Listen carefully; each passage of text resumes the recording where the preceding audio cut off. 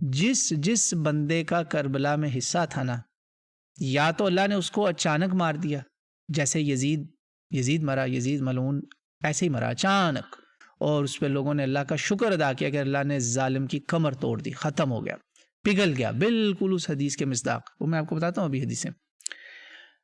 ابن زیاد کے ساتھ کیا ہوا، جس طرح اس نے اپنے دربار میں سر مبارک منگوایا تھا نا، اسی طرح اس کا سر آیا وہاں پر۔ یہ سن لیجئے حدیث، میں آپ کو الفاظ پڑھ کے بتاؤں گا۔ اس حدیث کو علامہ البانی نے صحیح کہا ہے، اور جامع ترمذی البانی والی میں بھی صحیح ہے، اور کتاب المناقب کے اندر بھی یہ حدیث موجود ہے۔ اور اس کتاب کا ہمیں حسین سے محبت کیوں ہے، اہل حدیث عالم کی کتاب ہے، ہمیں حسین سے محبت کیوں ہے، اس کے اندر صفحہ نمبر 51 کے اوپر یہ حدیث ہے، میں عربی سے پڑھ رہا ہوں۔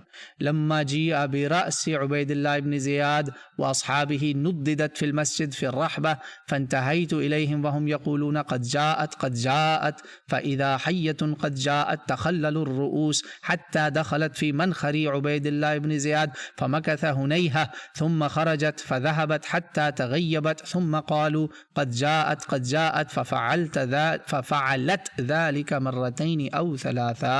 اللہ، کہا کہ یہ اسی عبید اللہ ابن زیاد کا یہ تقریباً 3-4 سال بعد کا واقعہ ہے۔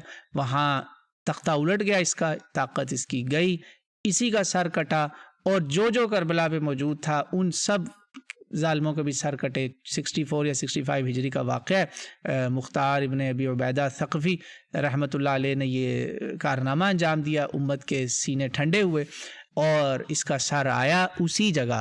جب وہاں سر رکھا ہوا تھا تو لوگوں نے کہا آ گیا، وہ آ گیا۔ ایک سانپ آ رہا تھا، ایک کہتے ہیں نا سپولیا، چھوٹا سانپ آ رہا تھا، اور وہ اس کے منخر میں یہاں ایسے اس کے نتنوں میں گھستا تھا، پھر باہر نکلتا تھا۔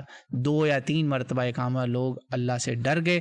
باقی روایات میں بھی پتہ چلا کہ لوگوں نے وہاں سے وہ پھر غائب ہو گیا، اور انہوں نے کہا کہ وَلَعَذَابُ الْآخِرَةِ أَشَدُّ۔ یہاں آگے شارحین نے لکھا کہ آخرت میں عذاب اس سے بھی زیادہ شدید ہے۔ سبحان اللہ۔